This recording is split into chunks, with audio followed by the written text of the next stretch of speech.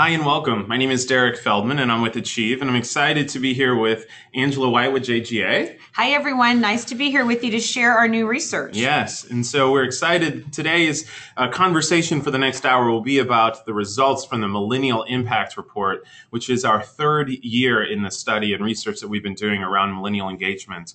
And so we're excited that you're with us. If you have any questions along the way, we'll try and answer those towards the end of the session together. And that will be probably the last 10 minutes or so. So feel free to put those questions right into the questions panel in your GoToWebinar area here. In addition, if you happen to miss anything, don't worry. We are recording, and so we'll make this recording available on the millennialimpact.com website, which I'm showing on the screen right now. You can visit that site to not only get access to this video, but also the report if you haven't had a chance to download it, as well as the different case studies that are there, infographics, graphics. It's pretty much all there and set for you too as well. In today's conversation, you can follow it on Twitter at hashtag #MImpact as well. We'll be live tweeting some of the conversation that Angela and I are having together about some of the research. So before I turn it over to Angela, I want to say a few things about our research and sort of what has happened to this point and what we've been doing for the last 3 years. It was 3 years ago that both of us, Achieve and JGA, set out to really try and understand what millennials are doing and how they're giving to organizations. In our first year, which was 2010, we focused a lot on millennial donors. And in fact, that was the first name of the report. That's right. Millennial donors. Even the Millennial Donors website too as well. And in that research, we surveyed roughly around 3,000 individuals who were donors and constituents to nonprofits and higher education institutions. And then last year, we started the survey again, and we really focused a little bit more broadly around engagement. And that included things like volunteerism, involvement on boards and advisory, and so forth. And I would say that that last year's research really helped us get to where we are today, which is our third sort of installment on the research. And we really broadened our research capabilities, and I'm going to have Angela do that. But what we tried to do in this research this year is learn the different phases that millennials happen to be involved with or engaged with organizations. Meaning, how do they connect? How do they hear for the first time? How do they react for the first time? And what is that trigger point that allows them to get involved? Then to the involvement stage, which is how are they volunteering? How are they listening? How are they learning? How are they communicating back and forth? And then our third piece, which is around giving. How do they support? And that means also giving of time as well as some of their talent in different ways. And so as you'll see through the report, we'll take the three major sections, connect, involve, and give, and provide you some feedback on the research overall. I do want to say one last comment before I turn it to Angela, and that is this generation is still evolving. There is a lot of information out there, and what we have found over the last 3 years are some trends, some concepts that we're seeing become consistent with involvement with nonprofits. There is a lot more research to do. There's a lot more understanding because of the rapid pace of both technology and what the generation is doing. And so I think today you're going to find a really great snapshot and a clear understanding of what they're doing right now. But within a year, it may change. That's right. And I think from the JGA side here, we want to thank our friends at Achieve and Derek in our third year of partnering with them to create this important research. And I think exactly as Derek said, the title of this year's report, Millennial Impact, goes more to building relationships with the millennial donor and how we connect and how we involve them and how we engage them. So really that word impact was chosen very intentionally for us to look at this broader way of engaging with our millennials. And so I'm just going to take you through a little bit of the how of the survey, and then Derek's going to talk about the results around connect and involve, and then I'll talk about give. We'll do some conclusions, and as Derek said, please enter your questions in the chat box and we'll be happy to address those. So as Derek said, in our third year, we had a very strong response to our online survey. We had 6,522 completed surveys. So as you see now, as we deliver the research, our research is based upon this market, the 6,522 millennials who completed our survey.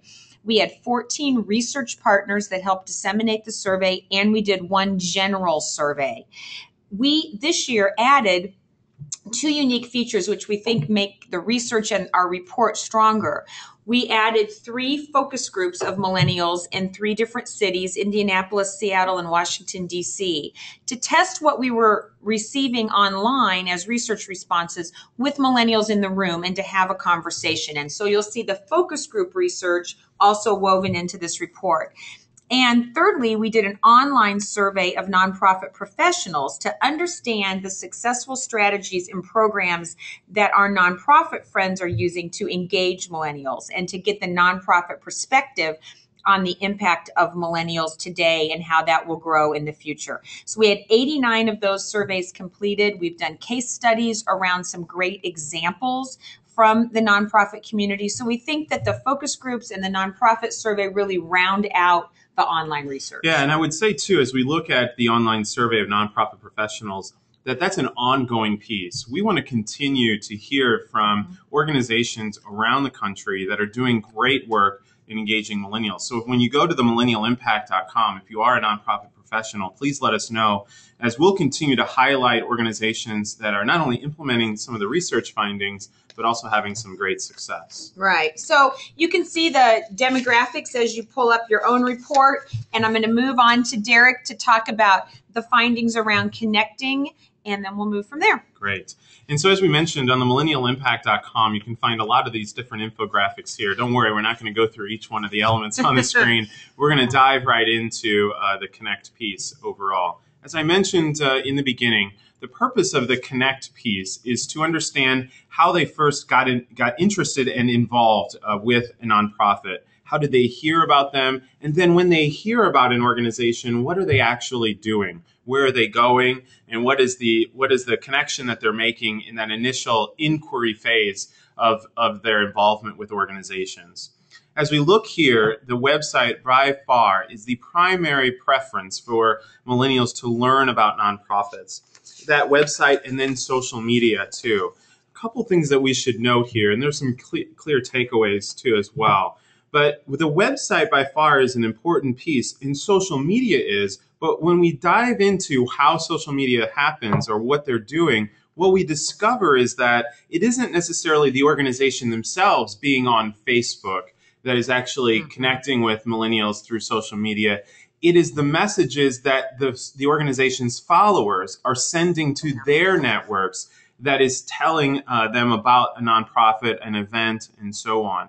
And so what we see is that second degree of separation in a way, where the organization has to really use a conversational tool with Facebook and Twitter, because millennials are finding out from other millennials after they respond, like, retweets, and posts based upon what they're hearing. So that connection piece is really important when it comes to social media through peers overall. And I would say too, as you see here, a lot of nonprofits have done some work in text, and we're going to talk about the text to give components a little bit later. But text is a smaller component towards finding out. What we're discovering is that the website and primarily social media by far is the way to go. And the other one is around email, and it does still matter. And they do want to receive email from you, but we have to be better at doing that. One of the great things about the focus groups that we learned is that we need to shorten the amount of content. We need to shorten the amount of information that we're actually providing. Gone are the days of the long sidebars of text and information. 2 or 3 key articles and that's it. Because what we're discovering, as you'll see a little bit later, is that where they're viewing the newsletter at is not necessarily on the desktop or at home or in the office. And so it impacts the way that we consume it. As you'll see here, email, they really want news and events. We're going to talk about the reason events keep coming up a little bit later on, but events by far are an opportunity to, I would say, get the toe in the water, the experience of the organization overall. When we look at opportunities, those are opportunities to volunteer, to get involved from that standpoint. So if you are targeting content and messaging, really focus on what are the latest happenings, how are the latest things that I can participate as a volunteer, and what are the types of events and things that you have I can attend. Smartphones. So as I mentioned, what we are finding is a substantial amount of millennials are viewing and interacting with nonprofits through their mobile device. I would say that, the Haiti situation and the text to give became an infatuation with just text to give, but not information through mobile. And that's really where they're going. It is millennials that are using their smartphones to interact with nonprofits. And with 77% of the 6,500 that we surveyed using smartphones in that manner, we really need to move into a better mobile environment. And so things like email, they're viewing that email newsletter on their mobile device. And so imagine those sidebars, all that different kinds of content that you have. We are not seeing it be successful when you overload that newsletter because they're in an environment on the go in a mobile platform. The other thing that we're seeing too is that Facebook and social media, obviously, they're using smartphones to interact primarily through friends and peers who recommend, post, like some of that content. And then the other thing that we often see too with millennials, and it came out in the survey as well, is that they're really sharing news. When they find that article is good, when they find that one of their friends is doing something important or they're getting involved, they're sharing that content again with other networks, the viral component of it overall. And so when we think about the use of communication, we need to be shorter, we need to be succinct, and we really need to be mobile because of the 65 we surveyed, they by far are doing that with most organizations. The next piece is around if they're using smartphones to check in, Foursquare, Facebook, and so forth. This really wasn't a big piece. And, I would say that it is a good strategy to use when you've got all the other strategies down first. Using elements of Foursquare and Facebook and check-in and all the other elements are great, but it doesn't necessarily mean that that's going to substitute things like just having conversations with people online and Facebook as well. The next point that we're seeing too is that Facebook by far is the primary piece where they're connecting and learning, primarily through friends and peers and family as well. When they're in Facebook, they want to have a conversation and a relationship with the organization.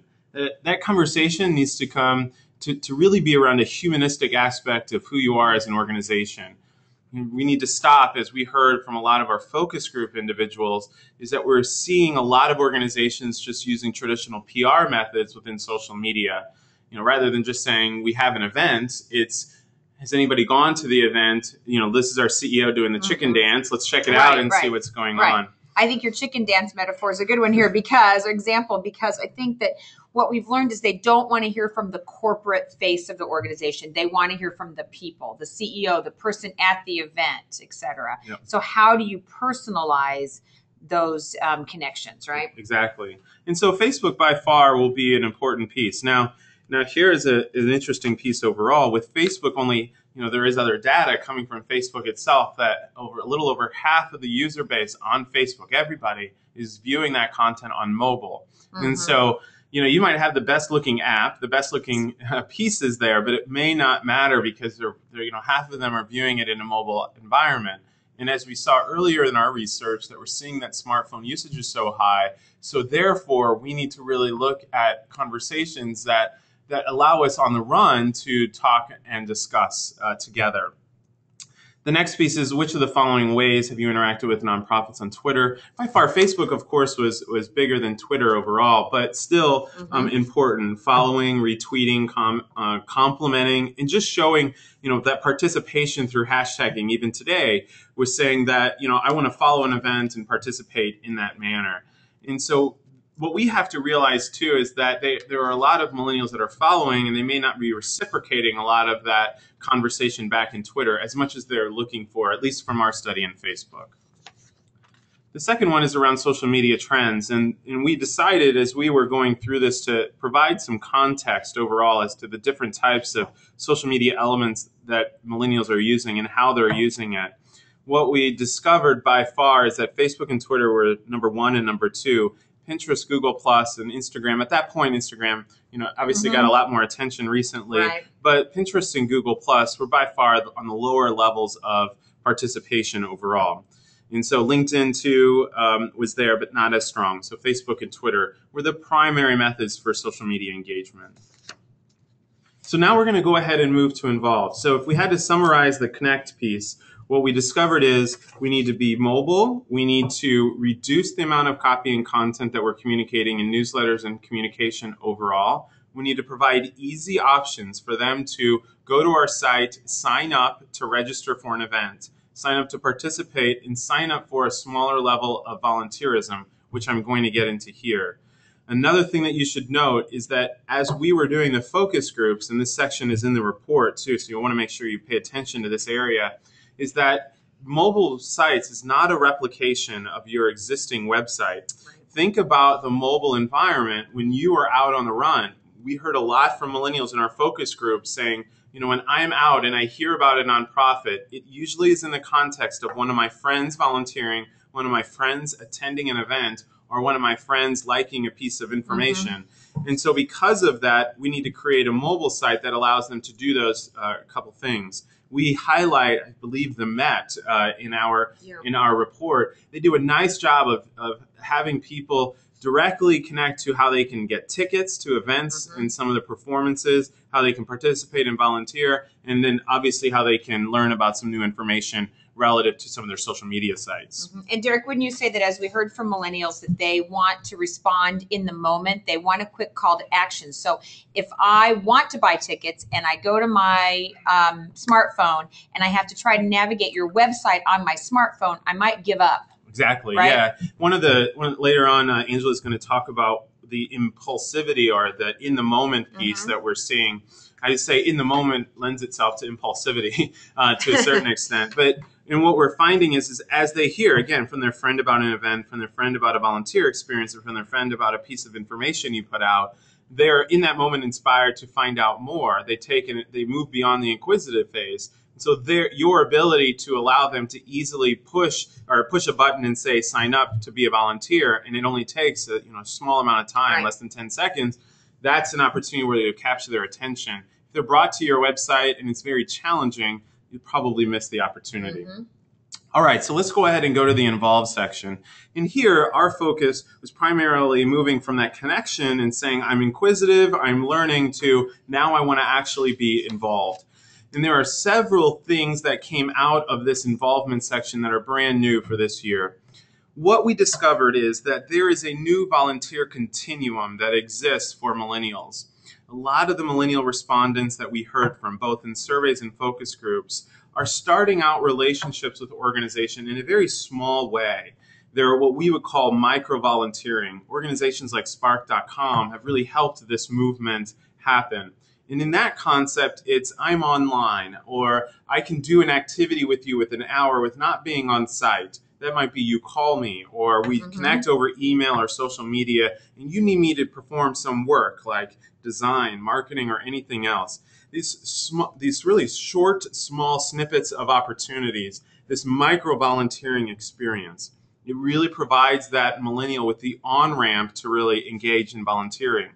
Then we see them move in that continuum to become really that kind of episodic one-time volunteer where they're participating either on their own or they'll move into the group area where they'll take their self-organized group of friends together and go volunteer for an organization. What we're also discovering in that group volunteering piece is that they really want to do this together.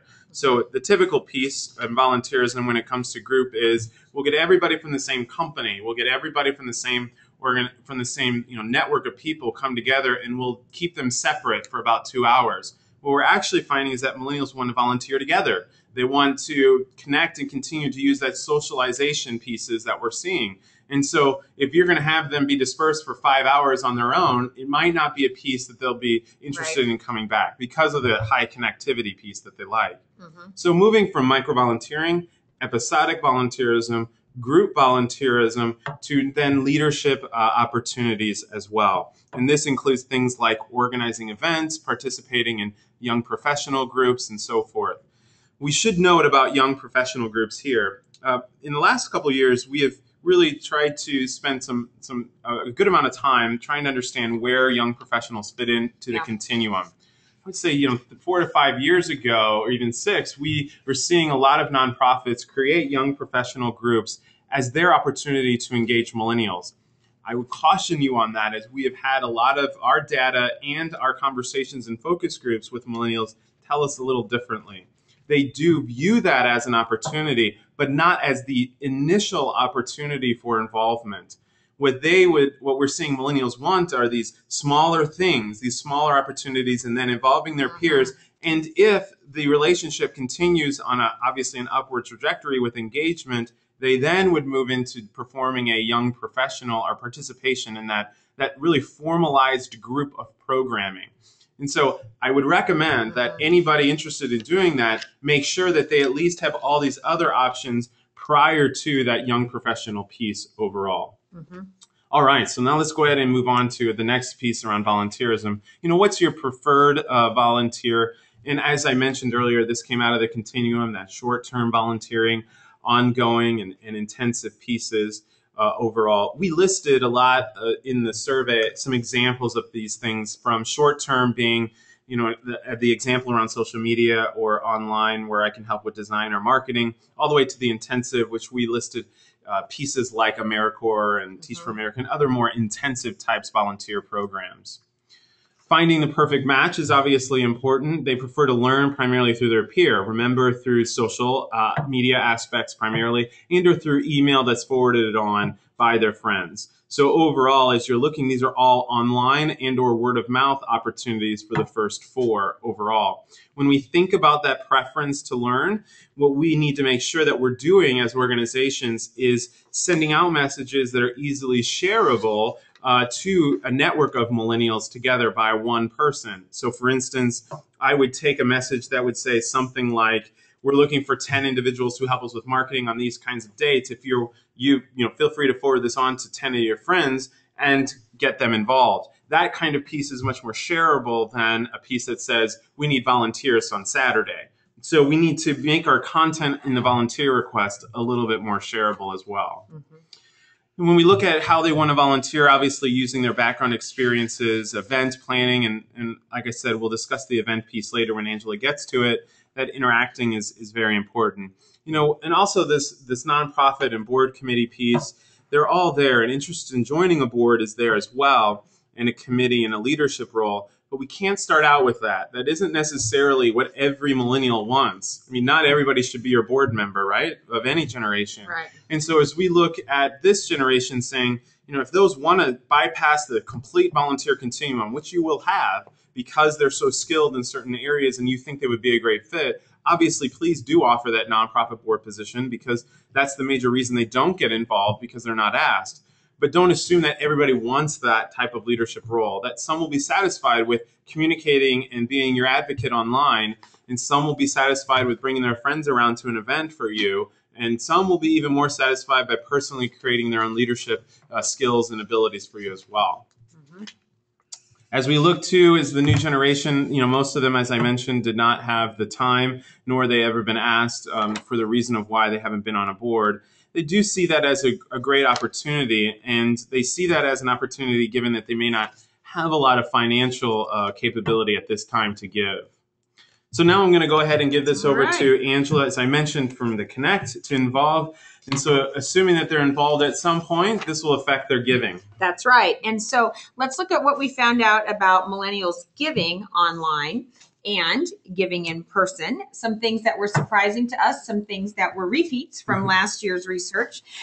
So how and why millennials donate. Of the 6,500 millennials who responded to our survey, 75% of them made a gift to charity last year. I think that number might surprise some of you, 75% of them. And you can see here from the data that a little more than a third said their single largest donation was in that $1 to $50 range. But you can also see that 7% said they gave $1,000 or more, or that 51 to 100 was their single largest donation. So clearly, we continue to see the smaller gift amounts, which would equate to the majority of millennials being new in their careers and new to learning about charitable giving and experiencing the organization. I think also a call to action for the nonprofits for how we are looking at this bigger picture of engaging them. If you look at how they viewed their total work with nonprofits, 37% said they would give both time and money, and 47% said they would give of their time. What's most interesting to me is only 16% said, I'm just going to give money. So I think what Derek said in the beginning, this opportunity to connect and to involve broadens then their engagement with us and their desire to make a charitable gift. So let's not just go after the 16% slice of the pie. Okay. So how did they want to give? Well, I think their options continue to evolve. We ask about how would they prefer to make their donation to a nonprofit.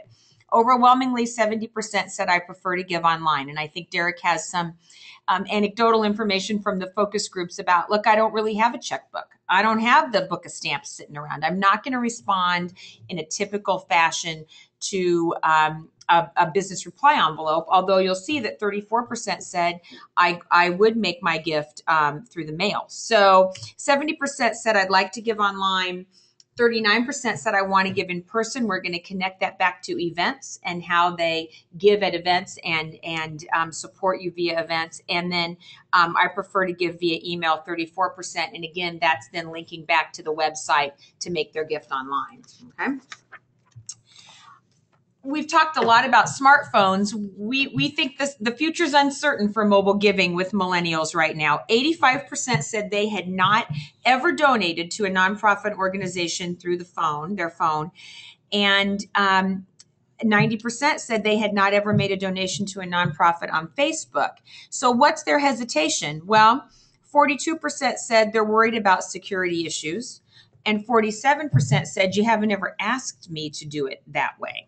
So if we ask more, will they? I don't know. That might be survey number 4. But we right now know that connecting and involving them via the smartphone technology is clearly the way to go. That mobile platform that Derek talked about. The giving then may be a result of that, but they may be carrying out that giving in a different way. So giving online rather than via their phone or Facebook. Yeah, and I think there are a couple other things that we want to mention here too, that when we heard in the survey around security, it kind of shocked us a little bit. And of course, this was the great thing about doing focus groups. We brought that question into the focus group environment and asked, so, what's the security issue? Is this really something that's going on? And something that we learned is that it was actually a phrasing in the question. What the millennials in the focus group told us was that it was actually a privacy issue. And this was around the same time that Facebook was coming out with a lot of their privacy issues. And they felt, and verbatim, and we state this in the report, is that a lot of the issues around security were actually around privacy. And some millennials felt already that Facebook and other social media platforms have enough information about them. It's just not a transactional place that they wanted to give through as well. And I do think as we look at mobile giving, it's an option of many.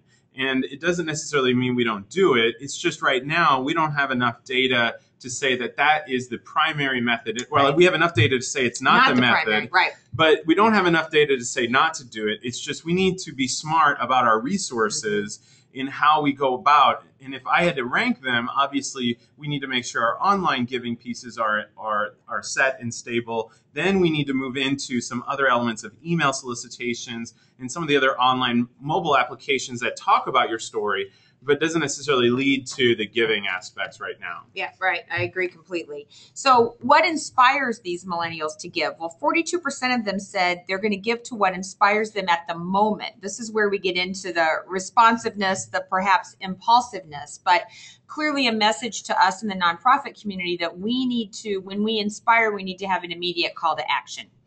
Give now. Here's how you can give now. Okay. What they don't like is when they don't know how their gift will make a difference. When we tell them how much to give and when they get long letters in the mail. Okay. So I think that carried over too from last year's research, we have got to create ways in the nonprofit community to show how a $25 gift does make a difference. Okay. So if we're saying we're in a $25 million capital campaign and won't you please give is probably not going to be the inspirational message that's going to motivate the millennials who responded to our survey because they don't know how their gift, remember their gift ranges are smaller, how their gift will make a difference. So how we break down that campaign goal into what this amount would do for this student or this animal or this whatever. So I think that's really key when we look at engaging them. So let's talk about using friendly persuasion. We're going to flip to the next slide, which details this more, but 71% said, yeah, they had persuaded others to make a gift to an organization. And so influencing with family, friends, peers is clear. It makes an impact on the millennials, and in turn, they turn around and influence others. So if you look at that detail, millennials raising money for your organizations, how did they do it? Well, 64% said they're spreading the word. Remember what Derek talked about posting, retweeting, sharing those messages in the mobile environment. Another 58% said they participated in your run walk events. 42% raised money via pledges. 38% selling tickets. It's a lot of the way that millennials see their role in raising money for you is through sharing your message and being engaged in an event. Okay. Yeah. So maybe this is where we'll talk about events a little bit. Mm-hmm. As we were looking at this over the last 3 years, because every year the researchers come back and discussed in a way that events were so important. And Angela and I both work with a lot of organizations that have event models as a revenue stream, both philanthropically and maybe as an earned income as well. And what we discovered is that millennial, the generation, has actually grown up in an event environment from the beginning. Imagine, think back if you're a millennial on this webinar, or even a parent of a millennial here. Think back to the things that they bring or get in school that ask them to raise money, to sponsor a walk, to do all these other kinds of things, mostly in the health field, whether it's the Heart Association walks and Relay for Life. We are basically educating them early on in a lot of this event-based model. And so when we get to organizations, when they have the ability to give as they get older, the event style is just so familiar. And so that's an opportunity that you can use as an entry point for some of your involvement with millennials. And that's why we continue to see it come through. Yeah, and it can really connect back to that volunteering piece, the micro volunteerism. Maybe they can design the online website for the event registration, or maybe they can be in charge of X piece of the event, and then maybe they move up to the leadership committee for the event. And you could really use the events as a way also to build that engagement. Yeah. And I would say too, as you see on the side, as Angela pointed out, the spreading the word for them is a role that they're taking to be a peer fundraiser for you, which goes into that micro volunteering piece. And so, maybe a lot of your organizations, or if you represent one, you may not look at that as a role for somebody, but millennials do. They see that as a valuable aspect of helping you go out and raise the funds. And so you should be both in social environment, media environments, and in email newsletter content and online, recognizing them and celebrating them and providing them the shareable resources to help them do that job for you. Right, because if we don't provide the shareable resources, they will not share. I just want to conclude giving with a couple pieces about what to avoid if you want to engage millennials as donors. So don't send too many solicitations too often without other lines of communication. Really remember the connect piece of what we've talked about today. Don't just post the same messages over and over and on Twitter, on Facebook, and don't have the messages come from the institution. Have them come from people at your institution. As Derek talked about, make sure your websites are user-friendly, that they're not confusing, that you really look at the mobile piece of your website, not just me accessing your website via my mobile device, but how I can access it in an easy and readable fashion. Don't send millennials long letters in the mail, assuming that the checkbook and the stamps are sitting on the dining room table ready to give, because they probably aren't. And when we talked about these events, don't overcharge to attend an event. Don't send the millennials an invitation for a $300 a plate black tie event. That's probably not going to engage them. Okay? Yeah, and I would mention one more thing as Angela and I get to the conclusion here, and of course begin to put those questions into the question area.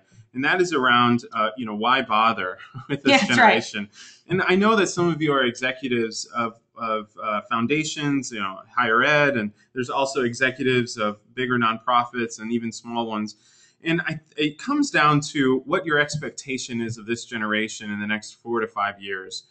I look at the opportunity is now. If you have an expectation that this generation will be in the next 5 years, 6 years to be your donors and some of your biggest advocates, if you're expecting that they're going to be contributors to that next campaign, or that you want them to be, handling a lot of your volunteer efforts, whether it's planning events or anything else, you're going to have to start now. Because in 5 years from now, you're going to have to try and do it. And you're going to go to them and say, hey, you don't know us, but let's try and speed up this process right now. And it also means that we relinquish the interest around capacity, and we've really focused around participation. And there have been some great organizations from Penn and all other types of organizations who look at this generation and say, your interests, your time, your skills are valuable, and we want you to participate with us in the organization. And we'll focus on some of that giving later, but we want you just to be a participant in what we're doing overall as an organization. I think, this generation is really building our pipeline for our future leaders in the nonprofit sector as board members, as major donors, as transformational philanthropists. And if we don't pay attention to them now and grow that relationship, I don't think you can just turn on that relationship like a water spigot in the future when you need and want their engagement. Yeah. So as we conclude here, we'll finish with some final comments and then take the rest of the time, the last 20 minutes, to answer some of your questions around connecting. By far, as you heard us speak earlier, that the connection piece is around a mobile, it's around a peer, smaller content and language. We need to be much more clear about what it is we want them to go do for us and to go help us. Realize a lot of the connection and a lot of what people hear, millennials hear about your organization, comes through the filter of a peer. So that means that we should make our content very succinct and very shareable in order for them to make that connection for you. Involvement, we realize there's a new volunteer continuum that exists, from smaller micro-volunteering all the way up to that young professionals piece. Do not assume that everybody wants to be a young part of your young professional group, and vice versa. Don't assume that everybody wants to start necessarily just with micro-volunteering. They might want to start out with actually being on site with you. What we're saying is create opportunities at each one of those stages of the continuum to enable people to onboard or on-ramp with you and to be a part of your organization. Also, we realize that in the involved section is that peers are helping other peers get involved. And so as you're creating experience, keep those peers together. That was the reason they're coming together for you too. And then in the give section, as Angela has mentioned, we got, they give. Out of the 6,500, 75% of them gave. And what we realize is that they're giving, yes, smaller amounts, but they're giving, and they're micro giving over the course of a year, where they're giving $10, $15, $20 donations consistently over the course of a year to several organizations. We need to be tangible and transparent with what we're doing, talking about how that money is going to be used right now, and creating a series of messaging after the gift is secured that provides them visual images about what that money has been used for. Very, very important. And then lastly, obviously, millennials view themselves helping you fundraise by spreading the word and helping you organize some events. So utilize that opportunity there for your own organization too as well. All right, so we'll get to the questions here in a minute. We'll go ahead and go to one of the last pieces. If you haven't heard, the next extension of our research is a virtual conference we're hosting with the Case Foundation called MCon. Achieve and the Case Foundation are coming together again this year. And what we'll be doing is having a full day of information on how millennials are being attracted to organizations through technology, through social media, volunteering, digital media, giving, all different types of pieces there. And MCon will be a full day for you to participate in those conversations. And in each hour, you'll hear from an organization and also an expert from the field who has been working directly with millennials. So you'll definitely want to join us for MCon 12. You can find that at mcon2012.com, as you'll see there. All right, so let's go ahead and go to some of the questions. One of the first questions that we have is around, will we give this presentation? And the answer is yes. We'll make sure and give that to you. Sure. One of the next questions is do you think the completed surveys were representative of millennials in smaller cities as well? I personally don't think so. And how the surveys were completed is they were actually distributed through these 14 organizations to their donor bases, and they happen to be nationwide.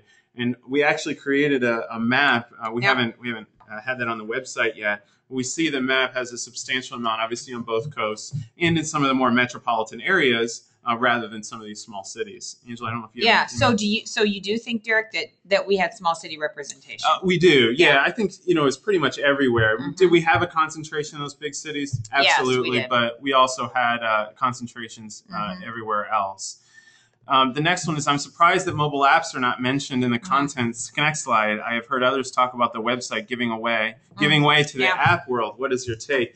We mentioned mobile apps actually in the research. It was part of the question, and it still didn't happen. What we discovered is that millennials were just heading into to the organization's website.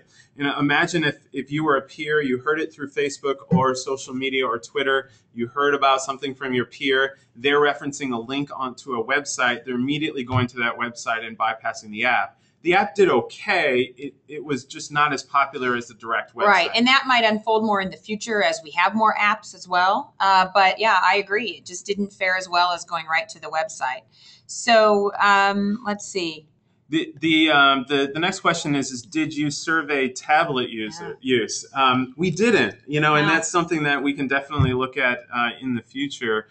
We did not. Now, apps and everything was sort of there, but we focused most of our mobile questions on actually mobile phone devices rather than the other apps. What does I made an impact mean on the slide?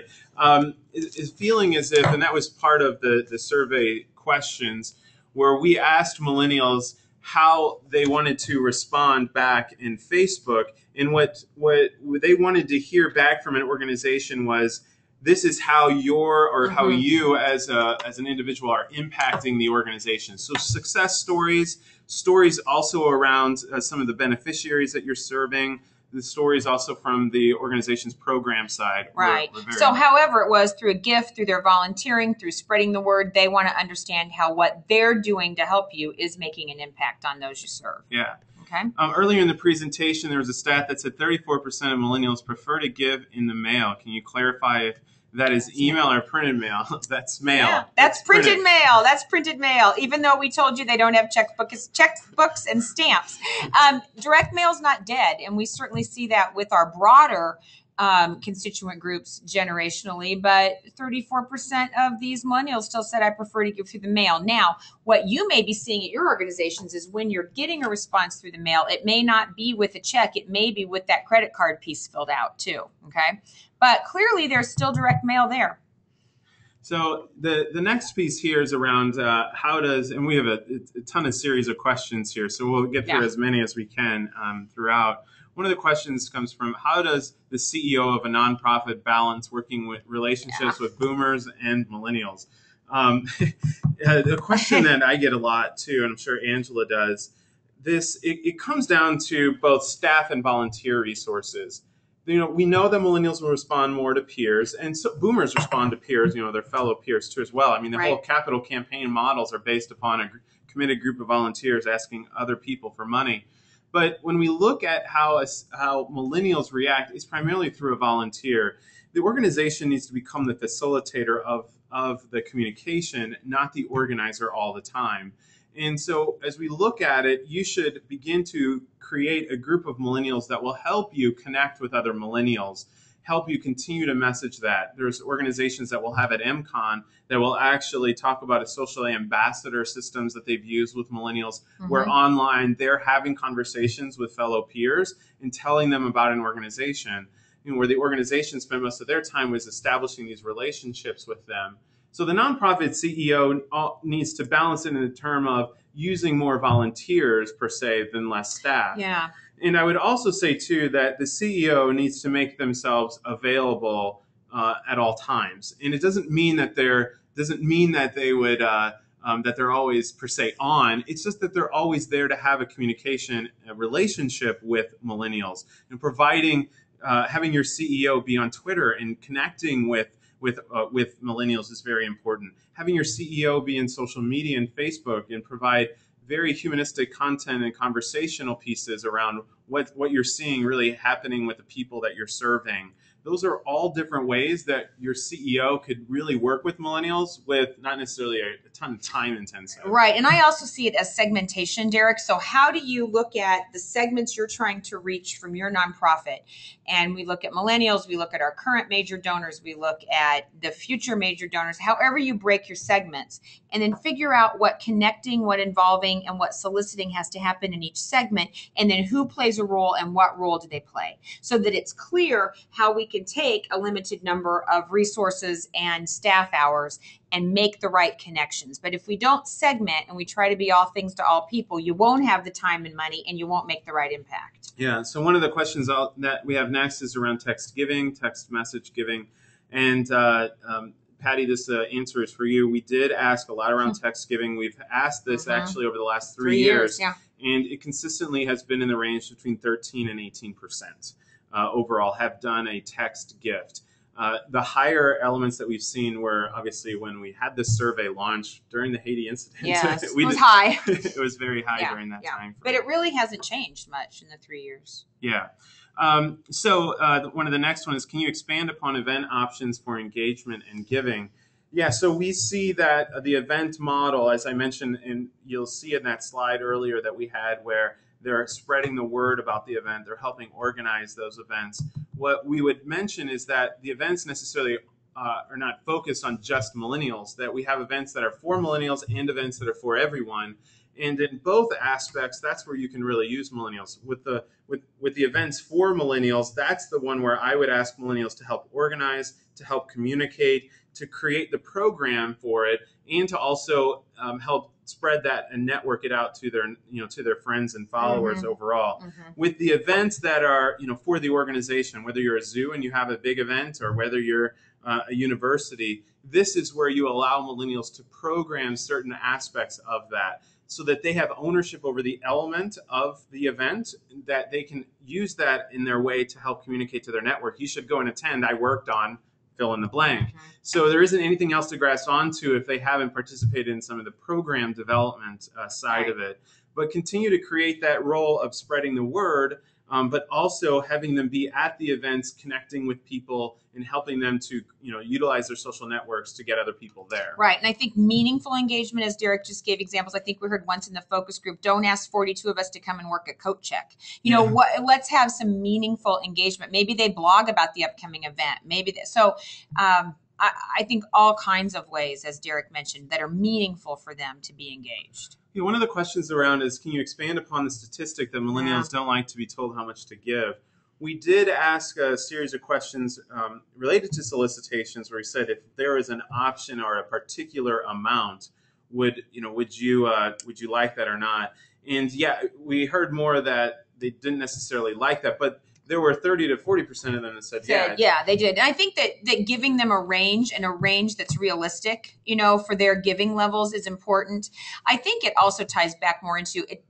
Being told an amount or a dollar goal is not as motivating to them as what the actual impact of the gift would be. So I wouldn't get too hung up on it, but I would make my message more about impact than, Derek, it's if you give $25 today, we're going to make our goal of $5,000 by Friday. That did not seem to be motivating to the majority of them. Yeah, and where we did see motivation was around, if you give $25, we would be able to do this. Exactly. If you gave $50, we were able to do this. $60, and so you provide the options. Now, we have seen some campaigns be successful where they say, we're doing a give 10 right now. Give $10. That's right.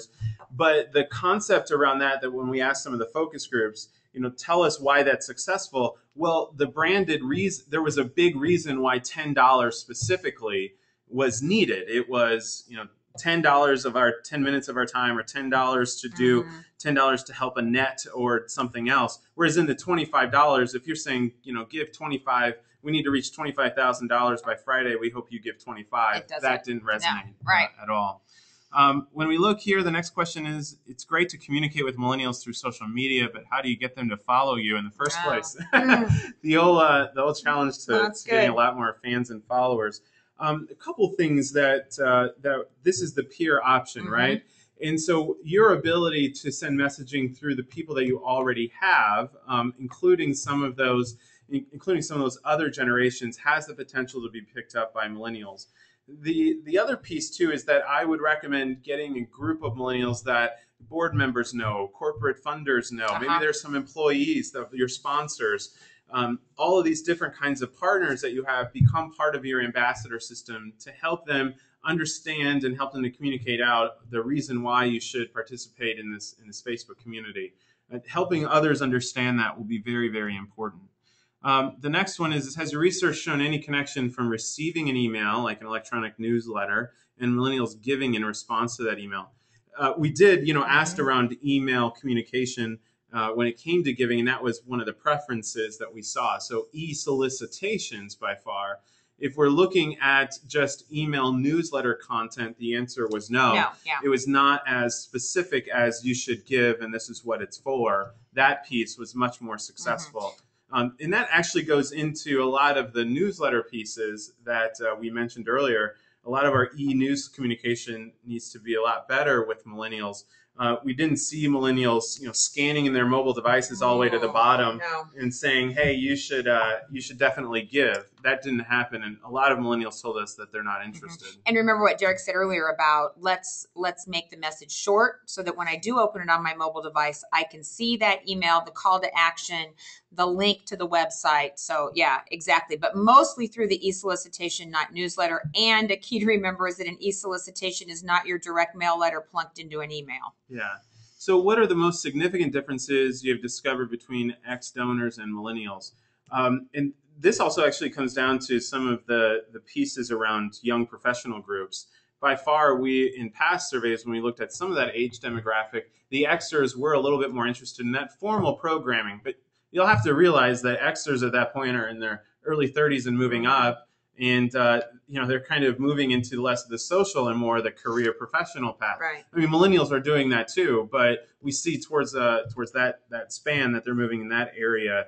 And obviously, yes, the Xers did give a little bit more. We did see that than their millennials as well. There wasn't a vast difference, and that's why we didn't actually talk about it in our report. But we did run variable age data against some of the responses and found that, yes, the Xers were giving more than the millennials. Yeah. But that's based on capacity and where they are in life stage, necessarily, not just because of the generation that they're a part of. Right, or the messaging we're sending. Yeah. Did the research include gender, race, and life culture preferences? Yeah, we did. Yeah. We had questions around male and female and race, or not race. We had male and female. We also had volunteering or not, annual, age, obviously, and the annual income. Annual income, right? Yes, and we will. We may be looking at debuting some pieces that talk about what just responses were for some of certain genders, but when we did the analysis, because we pulled it, and Angela, I know, does a lot of women's in philanthropy pieces, we didn't see a substantial difference. Yeah, I was really surprised because I do a lot of work around with the Women's Philanthropy Institute at the Center on Philanthropy, and I was really pushing on the gender piece. And so Derek's smiling here because I was just sure we were going to see a lot of differences, and we really didn't. It was very interesting. So yeah. We have one question that came in, do you have a one-page of the results? We actually have an executive summary that's on there. But you can definitely take this last slide that we had just before this and use that too once you're able to download Yeah, that. the executive summary is very manageable in terms of size. And as Derek said, the second to last page of this PowerPoint would give that to you. Next question is around thank you gifts, premiums. Did you ask about thank you gifts for donating and if that was a motivating factor? We did last year and I believe this year too as well. We didn't put it into this year's report because it was the same finding of last year. And the answer is it is not a motivator. Premiums, for some of the audience, yes, it was okay, but for most of the audience, it was not a motivator at all. And they actually said in the comments, please save your money. Yeah, that's right. Don't send me tchotchkes. I don't want them. Yes. And so the next one is, you mentioned in the survey is representative of smaller. Can you elaborate on sampling methodology? Can you generalize on whole millennial? No, we can't generalize on all. I mean, our survey is 6,500 people. There's a lot more in the generation than we're able to do here. But what you do have is a subset of the 14 organizations included higher education. It even included some of those that had volunteered. We worked with AmeriCorps too as well. AmeriCorps, those that have done sessions or have had at least a year's service, they were part of this. The AmeriCorps alums were.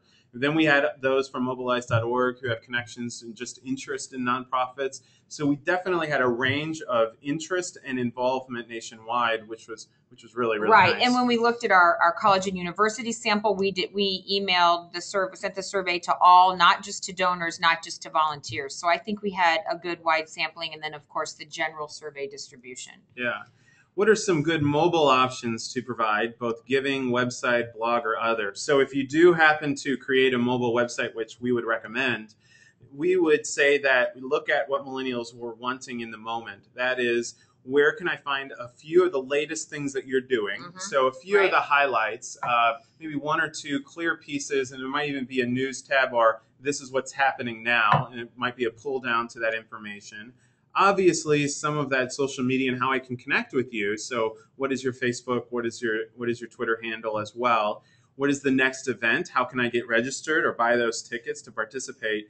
And then lastly, what can I do to volunteer? What are the different steps? Creating in that volunteer area different pieces like micro volunteering all the way to our young professionals, different options there as well. That's all I would. Oh, the last one that we did hear about in our focus group, contact information. How do I call you or email you? Who do I contact? And so in each one of those areas, provide at least a person, a real person to connect with. And I think too that what we've found, which is somewhat surprising, is really to restate what your mission is. I mean, millennials want to know, what do you do? What is your mission? And so to make certain that's there, we just don't assume that they know that. Yeah. So the next question comes from a different perspective, which is from the grant makers, which is great. And it is, I'm interested in your perspective on how this impacts how grant making organizations will continue with future philanthropic leaders. What do you think?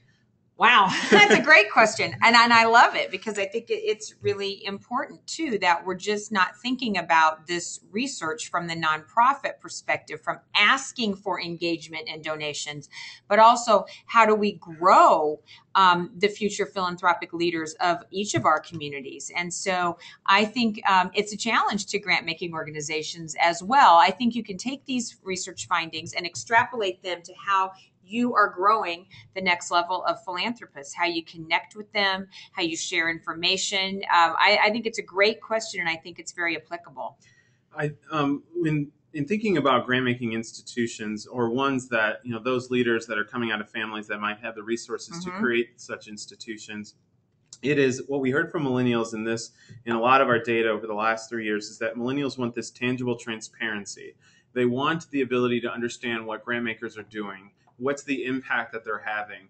And because some grant makers are in the depth of social conversations, social problem conversations in communities around the country, this is an opportunity for grant makers to use some of the data here to say, how do we transparently tell people what we do, how we're helping people, and how they can help those people that we're helping as well. I think that's a really key piece. I think the other thing too is that some foundations have a great message that they can give out, and they're learning so much.